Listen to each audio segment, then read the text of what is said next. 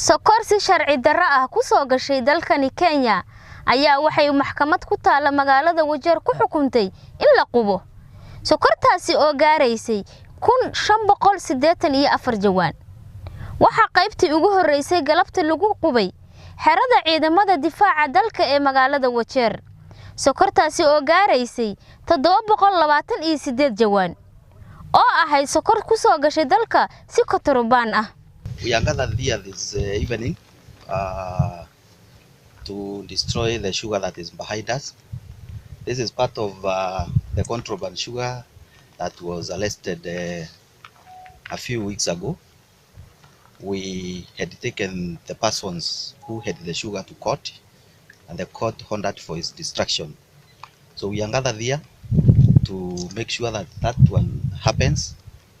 The number of bags that are behind us here is 728 out of the 1,584 that's still to be destroyed in the course of tonight. Now we are sending a message to the persons who are engaged in this business of bringing in goods that are not taxed, goods that are not we don't know the standards, and therefore this crackdown will continue. My name is Mohammed Sheikh, Chairman Business Community Wajeer Town.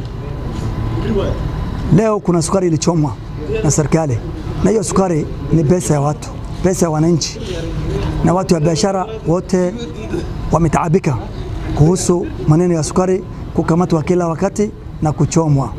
Tunaomba serikali hii boda ifunguliwe, watu wote wafaidike, serikali pia ifaidike na watu wasihasarike. Maana sisi hapa Wajeer tunaishi kuna taabu mingi. Barabara yetu ni mbaya. Barabara yetu ni mbaya, mashamba hatuna, boda hakuna. Sasa watu wanataka kuishi na wanataka kupata chakula na ile mahitaji yao yote kutimiza. Si wote wanafanya kazi ya serikali, na tunalisha watu.